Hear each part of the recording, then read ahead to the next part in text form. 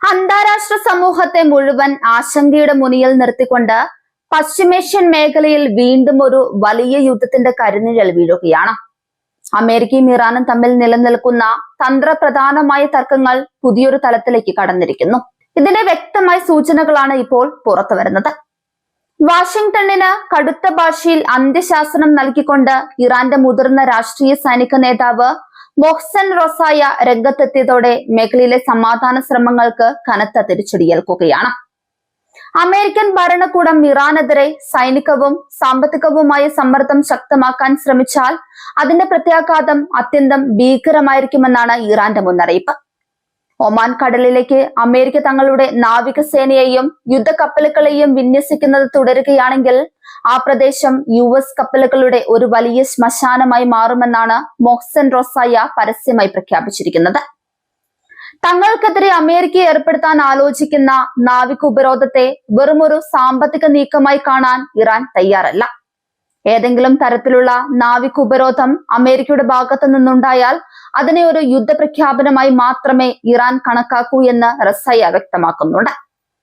സമീപകാലത്തായി മേഖലയിൽ American പ്രകോപനങ്ങൾ വർദ്ധിച്ചിട്ടും Iran കാണിച്ച സമാധാനപരമായ നിലപാടുകളെ അമേരിക്ക തെറ്റായി ധരിക്കരുതെന്ന് റസായ മുന്നറിയിപ്പ് നൽകുന്നുണ്ട്. ഇറാന്റെ ഭാഗത്തു നിന്നുണ്ടായ താൽക്കാലികമായ ഈ ആത്മസംയമനം ഭയം കൊണ്ടോ അല്ലെങ്കിൽ അമേരിക്കയുടെ ഭീഷണികൾക്ക് വഴങ്ങിയത് കൊണ്ടോ ആണെന്ന് വാഷിംഗ്ടൺ കരുതരുത്. ഗൾഫ് മേഖലയിലെ സമുദ്ര അതിർത്തികളിൽ അമേരിക്ക നടത്തുന്ന സൈനിക ഇടപെടലുകളെ ഇറാൻ ശക്തമായ ഭാഷയിലാണ് ചോദ്യം ചെയ്യുന്നത്. പശ്ചിമേഷ്യൻ രാജ്യങ്ങളുടെ സുരക്ഷ ഉറപ്പാക്കേണ്ടത് ആ മേഖലയിലെ രാജ്യങ്ങൾ തന്നെയാണ്. അതിനായി 10,000-കണക്കിന് മൈലുകൾക്കപ്പുറമുള്ള അമേരിക്കൻ സൈന്യത്തിന്റെ സാന്നിധ്യം ഇവിടെ ആവശ്യമില്ലെന്നതാണ് ഇറാന്റെ പ്രഖ്യാപിത നിലപാട്. ലോകത്തിലെ ഏറ്റവും തന്ത്രപ്രധാനമായ കപ്പൽ പാതകളിലൊന്നായ ഹോർമുസ് കടലിടുക്കിന്റെ നിയന്ത്രണത്തെക്കുറിച്ചും ഇറാൻ തങ്ങളുടെ കൃത്യമായ നയം വ്യക്തമാക്കിയിട്ടുണ്ട്. ആഗോള വിപണിയിലേക്കുള്ള എണ്ണക്കടത്തനം സമാധാനപരമായ അന്താരാഷ്ട്ര വ്യാപാരങ്ങൾക്കുമായി ഹോർമുസ് കടലിടുക്ക് എപ്പോഴും തുറന്നു കിടക്കും. ലോകരാജ്യങ്ങളുടെ വാണിജ്യ ആവശ്യങ്ങൾക്ക് ഇറാൻ ഒരിക്കലും തടസ്സം നിൽക്കില്ലെന്ന് റസായ ഉറപ്പ് നൽകുന്നുണ്ട്.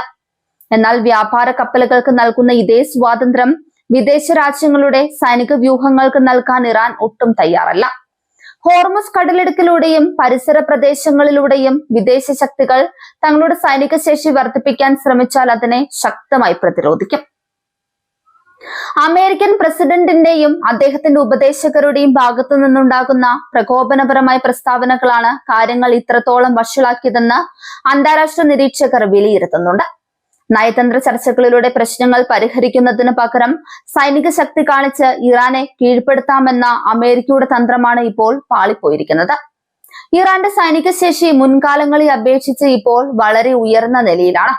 അത്യാധുനിക മിസൈലുകളും ഡ്രോണുകളും സമുദ്രത്തിനടിയിലൂടെ സഞ്ചരിക്കുന്ന ചെറിയ അന്തർവാഹിനികളും സ്വന്തമായി നിർമ്മിക്കാൻ ഇറാൻ പ്രാപ്തി കൈവരിച്ചിട്ടുണ്ട്.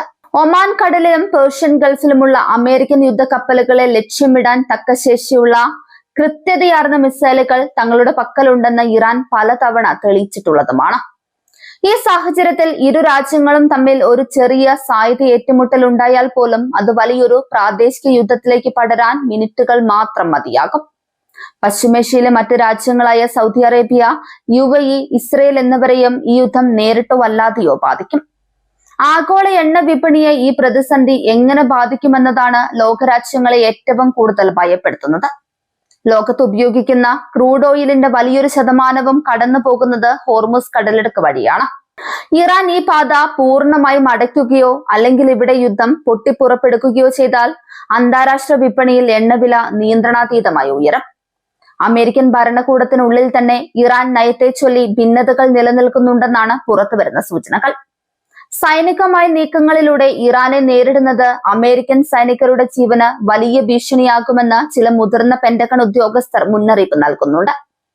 ഇറാഖിലും അഫ്ഗാനിസ്ഥാനിലും നേരിട്ടതിനേക്കാൾ വലിയൊരു കെണിയിലായിരിക്കും ഇറാനുമായി യുദ്ധത്തിന് പോയാൽ അമേരിക്ക അകപ്പെടുക എന്നവർ ഭയപ്പെടുന്നു. മറുവശത്ത് ചൈനയും റഷ്യയും അടങ്ങുന്ന ശക്തമായ സഖ്യത്തിന്റെ പിന്തുണ തങ്ങൾക്കുണ്ടെന്ന ധൈര്യത്തിലാണ് ഇറാനി കടുത്ത നിലപാടുകൾ സ്വീകരിക്കുന്നത്. അമേരിക്കയുടെ ഏകപക്ഷീയമായ ഉപരോധങ്ങളെ തള്ളിക്കളയുന്ന സമീപനമാണ് ചൈനയും റഷ്യയും സ്വീകരിച്ചിട്ടുള്ളത്. മേഖലയിലെ സമാധാനം നിലനിർത്താൻ ഐക്യരാഷ്ട്രസഭ അടിയന്തരമായി ഇടപെടണമെന്ന ആവശ്യവും ശക്തമാകുന്നുണ്ട്. എന്നാൽ അമേരിക്കയുടെയും ഇറാന്റെയും കടുത്ത നിലപാടുകൾ കാരണം ഒരു മധ്യസ്ഥ ചർച്ചയ്ക്കുള്ള സാധ്യതകൾ നിലവിൽ വളരെ മങ്ങിക്കിടക്കുകയാണ്. ഇരുപക്ഷവും തങ്ങളുടെ നിലപാടുകളിൽ നിന്ന് ഒരടി പോലും പിന്നോട്ട് പോകാൻ തയ്യാറാകാത്തത് നയതന്ത്രജ്ഞന്റെ വലിയ പ്രതിസന്ധിയിലാക്കുന്നുണ്ട്. മൊഹ്സൻ റസായിയുടെ പ്രസ്താവന വെറുമൊരു വാക്കല്ലെന്നും അതിനു പിന്നിൽ കൃത്യമായ സൈനിക പദ്ധതികൾ ഇറാൻ ഉണ്ടെന്നുമാണ് വിലയിരുത്തപ്പെടുന്നത്. അമേരിക്കൻ കപ്പലുകളെ നിരീക്ഷിക്കാൻ തങ്ങളുടെ റഡാർ സംവിധാനങ്ങളും ഡ്രോണുകളും സദാ സജ്ജമാണെന്ന് ഇറാൻ വ്യക്തമാക്കുന്നുണ്ട്.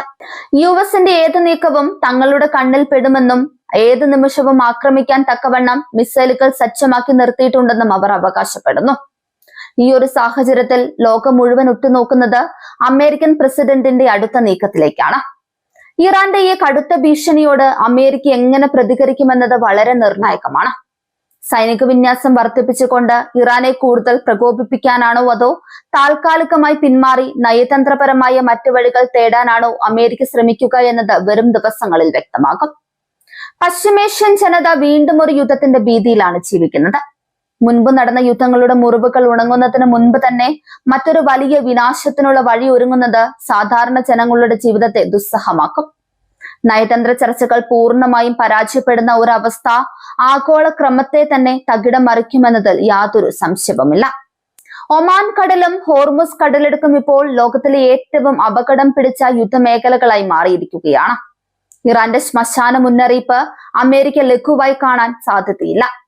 പ്രതിസന്ധി പരിഹരിക്കാൻ അന്താരാഷ്ട്ര സമൂഹം എത്രയും വേഗം ഫലപ്രദമായ ഇടപെടലുകൾ നടത്തിയില്ലെങ്കിൽ മനുഷ്യരാശിയെ തന്നെ ബാധിക്കുന്ന വലിയൊരു ദുരന്തത്തിനാകും വരും ദിവസങ്ങളിൽ പശ്ചിമേഷ്യ സാക്ഷ്യം വഹിക്കുക.